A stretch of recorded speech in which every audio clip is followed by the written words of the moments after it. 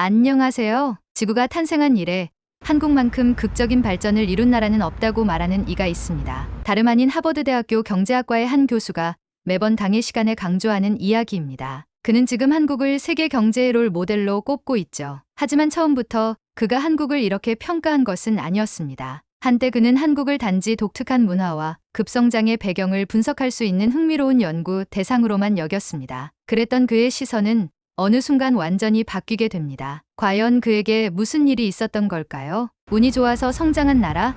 하버드 교수가 한국에서 본 진짜 기적의 정체. 이건 설명이 안 됩니다. 이 나라는 어떻게 이런 성장을 했던 걸까? 안녕하세요. 저는 미국 보스턴에 있는 매사추세츠 대학교 경제학부 소속 국제개발경제 전공의 앤드류 맥켈런 교수입니다. 20년 넘게 세계 50여 개국의 경제 성장 모델과 개발도상국들의 성공 요인을 분석하며 살아왔습니다. 국제기구와 협력해 여러 보고서를 내기도 했고 다양한 컨퍼런스에서 강의도 했죠. 그런데요, 딱 한 나라, 도무지 설명이 되지 않는 나라가 있었습니다. 바로 대한민국이었습니다. 저와 제 동료들은 늘 이렇게 말하곤 했습니다. 한국, 일본 덕 보고 미국 덕 본 나라지. 중국 성장에 끼어서 반사이익 온 거고 한국 자체 경쟁력은 약해. 아마 10년 후면 동남아 국가들에게 따라잡히겠지. 심지어 저도 그렇게 강의했습니다. 솔직히 제가 가르치는 성장 경제학 입문 과목의 수업 초반부엔 항상 한국을 미국 원조의 수혜자 정도로 간단히 넘겼고 학생들도 대체로 고개를 끄덕였습니다. 그런데 어느 날 연구 데이터를 정리하던 도중 낯선 느낌이 찾아왔습니다. 세계은행 월드뱅크의 국가별 기술 집약도 성장률, OECD의 디지털 전환 지수, IMD 국가 경쟁력 순위, 세계 지식재산권 출원 비율 등등 수치 하나하나가 이상하게 튀었습니다. 한국은 전 세계에서도 손꼽히는 위기 후 도약형 국가였습니다. 1997년 아시아 외환 위기 이후에도 한국은 믿기 어려울 정도로 빠르게 회복했고 단순한 회복이 아닌 체질 개선과 산업 고도화를 동시에 이뤄냈다는 사실에 충격을 받았죠. 이건 우연도 아니고 단순한 국제 지원의 덕분도 아니었습니다. 직접 확인해야겠다. 결국 저는 한국으로 떠나기로 결심했습니다. 제 학문적 호기심과 자존심이 허락하지 않았기 때문이죠. 데이터와 보고서로는 도저히 설명이 안 되는 이 나라의 실체를 직접 보고 싶었습니다. 인천국제공항에 도착한 순간부터 뭔가 심상치 않았습니다. 입국 심사는 단 2분도 걸리지 않았고 직원들은 영어를 매우 능숙하게 구사했습니다. 무표정하고 지친 얼굴이 아니라 놀랍도록 친절하고 정돈된 분위기. 공항 곳곳엔 AI 기반 안내 로봇이 서 있었고 스마트폰으로 모든 것을 해결할 수 있었습니다. 이게 공공 인프라? 이 정도면 민간 서비스보다 낫잖아. 공항철도를 탔을 땐 더 큰 충격이 왔습니다. 열차는 정확히 2분 간격으로 들어왔고 속도는 150km 이상, 청결도는 거의 병원 수준. 기차 내 안내방송은 영어, 중국어, 일본어까지 제공됐으며 승객들 모두 이어폰을 끼고 조용히 있었습니다. 여긴 도대체 어떻게 이 정도 질서를 유지하는 거지? 저는 그 유명한 빨리빨리 문화를 조급증으로만 알고 있었는데 이제 보니 이건 단순한 속도 추구가 아니라 정확함, 효율성, 그리고 집단적 질서의 산물이었습니다. 이제서야 왜 한국의 스마트시티 모델이 다른 나라들에게 벤치마킹 대상이 되는지 실감이 갔죠. 호텔에 도착해 저녁 식사를 고민하던 중 한국에 사는 지인의 추천으로 배달 앱을 실행해봤습니다. UI는 직관적이었고 결제는 단 10초도 안 돼 끝났습니다. 그리고 28분 뒤 현관 초인종이 울렸고 배달원은 단정한 유니폼에 헬멧을 쓴 모습이었습니다. 음식은 마치 방금 주방에서 꺼낸 듯 뜨거웠고 포장은 완벽하게 밀봉되어 있었으며 앱상에는 배달 경로와 도착 예정 시간이 초 단위로 표시돼 있었습니다. 이건 단순한 음식 배달이 아니야. 완전히 산업이야. 그 순간 저는 알았습니다. 이 작은 배달 서비스 하나에도 한국의 기술력, 물류 인프라, 그리고 고객에 대한 책임감이 스며들어 있었습니다. 미국에선 절대 보기 힘든 수준의 정교함이었죠. 다음날 저는 서울에 있는 한 사립대학교를 방문했습니다. 미리 예약한 강의실에서는 학부생들이 AI 프로젝트 발표를 준비하고 있었고 도서관은 이른 아침임에도 자리가 없을 정도로 붐볐습니다. 요즘 한국 학생들은 단순히 시험만 준비하는 게 아니에요. AI 스타트업 만들고 미국 특허 출원도 시도하고 있어요. 현장에 있던 교수님이 한 말이었습니다. 실제로 몇몇 학생은 스스로 코딩한 애플리케이션을 보여주기도 했고 어떤 학생은 최근 일본에서 열린 해커톤 대회에서 우승했다고 자랑했습니다. 우리는 실패를 두려워하지 않아요. 이 짧은 말 한마디에 저는 전율이 일었습니다. 한국의 교육열은 단순한 입시 경쟁을 넘어 도전, 창의성, 실행력으로 이어지고 있었던 겁니다. 서울에 머무는 동안 한 동료 학자와 저녁을 함께 했습니다. 그는 저에게 조용히 말했습니다. IMF 때요. 진짜 기적이 있었어요. 사람들 스스로 결혼 반지, 금목걸이, 갑옷까지 꺼내서 나라를 위해 기부했어요. 처음엔 믿을 수 없었습니다. 어떤 국민이 그렇게까지 할까? 강요받은 것도 아닌데. 그런데 그는 유튜브 영상을 하나 보여주었고 그 화면 속엔 수백 명의 사람들이 금을 꺼내는 장면이 담겨 있었습니다. 그 순간 저의 오만함은 부서졌습니다. 처음엔 한국의 성장도 운이라 여겼습니다. 좋은 위치, 외국의 원조, 주변국의 반사이익. 하지만 직접 와보니 이 나라는 정신, 문화, 국민의식이 만든 기적의 결과물이었습니다. 그리고 그 순간 저는 더 이상 데이터로만 이 나라를 설명할 수 없다는 걸 깨달았습니다. 한국이라는 나라에 관심을 갖게 된 건 분명 수치의 모순 때문이었지만 제가 한국을 직접 방문하게 된 진짜 이유는 따로 있었습니다. 2024년 여름 제 수업을 듣던 한 제자가 수업이 끝나고 제게 질문을 던졌습니다. 교수님, 한국 경제에 대해 너무 단순화해서 설명하신 것 같아요. 요즘은 선진국보다 더 앞선 부분도 있지 않나요? 처음엔 별 생각 없이 웃으며 넘겼습니다. 하지만 그 학생이 이메일로 보내준 자료는 저의 가슴을 치는 것이었습니다. 전 세계 디지털 경쟁력 순위 1위, IMD 기준, 5G 보급률 세계 1위,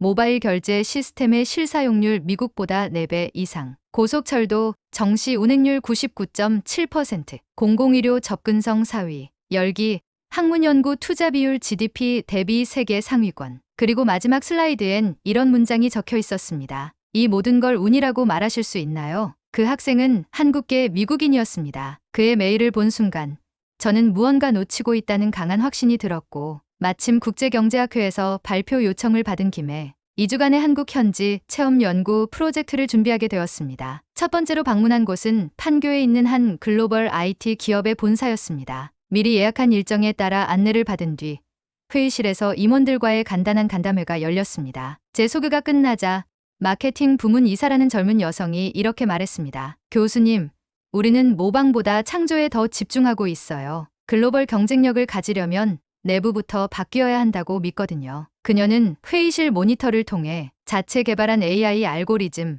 소비자 행동 예측 분석 툴, 그리고 신제품 프로토타입 시연까지 보여주었습니다. 마치 실리콘밸리의 기술 스타트업에 와 있는 듯한 기분이었죠. 놀라웠던 건 그들이 무슨 말을 하든 우리는 아직 부족합니다. 라는 태도를 견지하고 있다는 점이었습니다. 겉으로 보기엔 성공했지만 그 속엔 끊임없는 긴장과 자기 혁신이 살아있었습니다. 미팅을 마치고 저는 서울의 지하철을 타고 호텔로 돌아갔습니다. 이게 단순한 이동이 아니라 그 나라의 문화를 체험하는 일이라는 걸 저는 알고 있었죠. 서울 지하철은 지하철 앱 하나로 모든 것을 해결할 수 있었습니다. 실시간 도착 정보, 열차 혼잡도, 최단 환승 경로까지 제공되었고 플랫폼에는 공기청정 시스템이 설치되어 있었으며 시민들 대부분은 조용히 휴대폰으로 뉴스나 책을 보고 있었습니다. 아니, 이건 도심 전체가 인공지능화된 느낌인데 제 고향인 뉴욕에서는 아직도 지하철의 도착 시간을 예측하지 못하고 사람들이 바닥에 침을 뱉거나 소리를 지르는 광경이 흔한데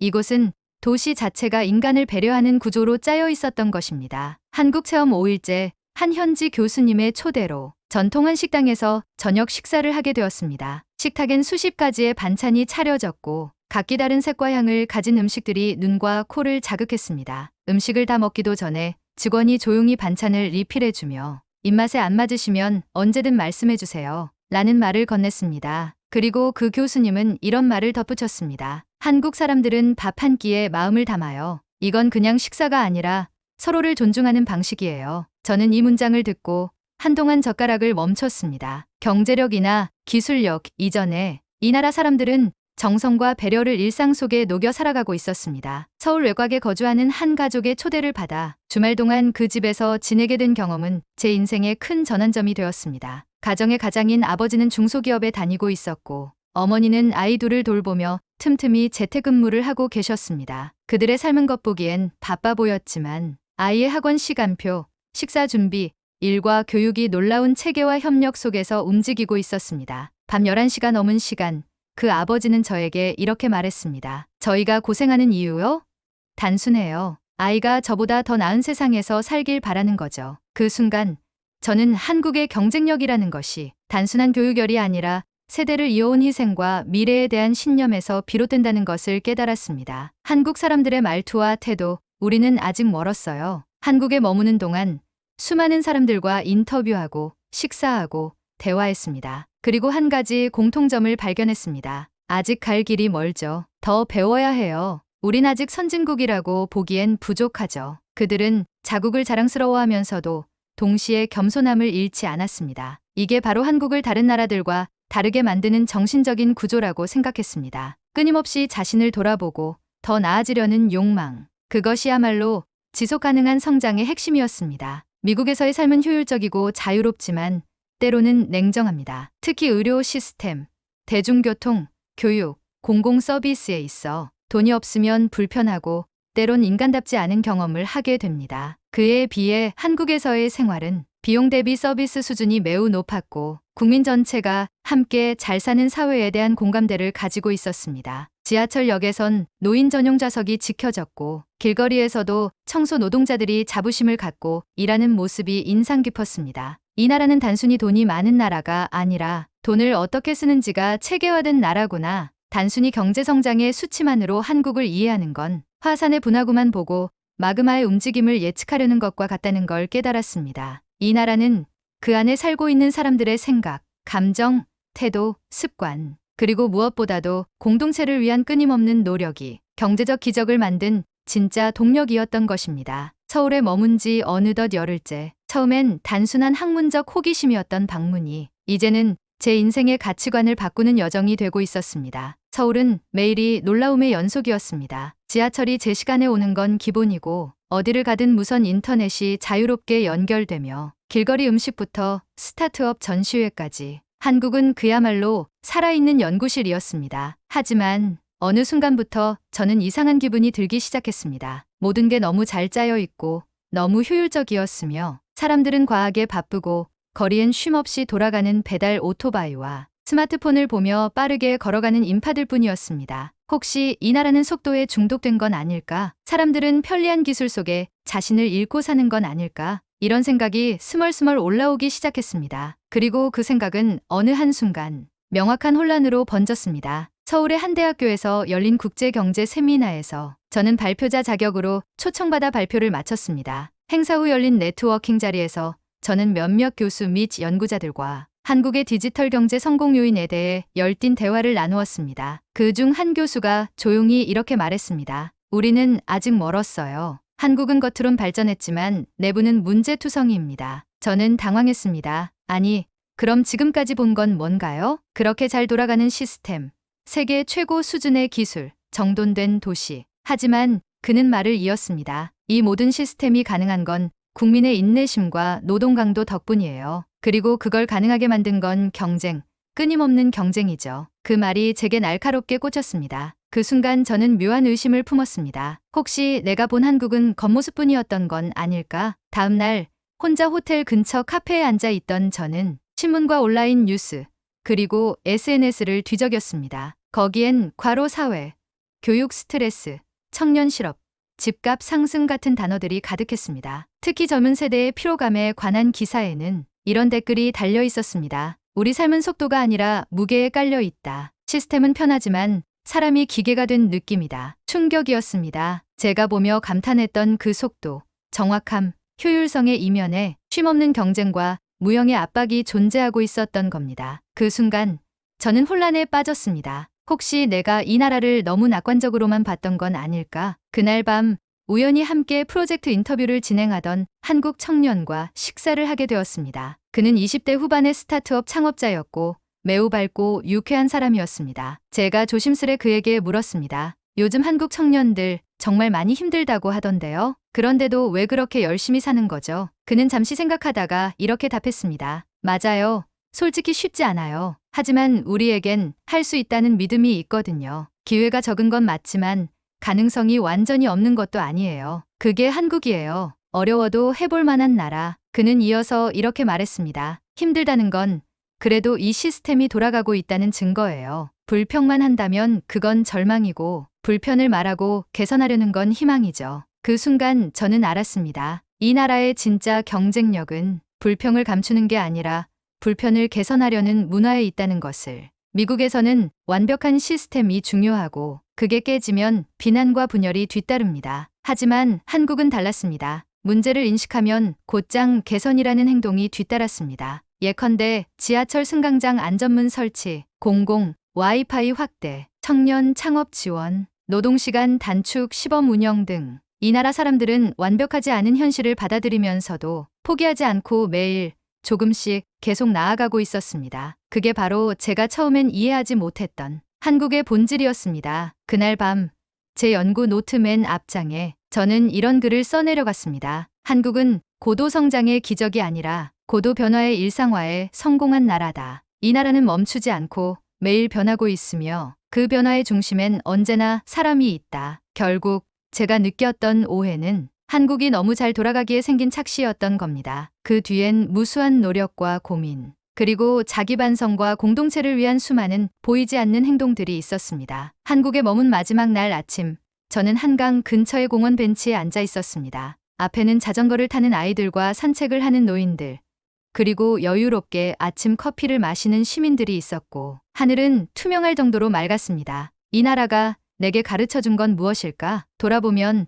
처음 한국에 올 때 저는 그저 수치와 차트로 설명할 수 있는 나라를 찾으러 온 것이었습니다. 도저히 이론적으로 설명이 되지 않는 나라, 미국의 도움 없이는 버티지 못했을 거라던, 운이 좋아 반사이익을 본 나라라고 단정했던 그 한국. 하지만 지금의 저는 그때의 저 자신이 얼마나 무지했는지, 그리고 얼마나 오만했는지를 고백하지 않을 수 없습니다. 제가 본 한국은 빠른 기술, 정밀한 시스템, 짜임새 있는 사회 이전에 사람이 중심에 있는 나라였습니다. 모두가 빠르게 움직이지만 그 속엔 배려와 책임이 있었고 자신이 맡은 일 하나에 정성을 쏟는 장인 정신이 살아 있었습니다. 식당의 종업원도, 지하철의 청소 노동자도, 대기업의 개발자도, 스타트업의 청년도 모두가 더 나은 결과를 위해 자신을 다듬고 남을 배려하며 살아가고 있었습니다. 이건 단순한 산업화나 근면함으로는 설명되지 않았습니다. 이건 분명 문화이자 정신이었습니다. 돌아가는 비행기 안에서 저는 제 강의안을 다시 꺼냈습니다. 경제 성장의 원동력이라는 챕터에서 저는 인프라,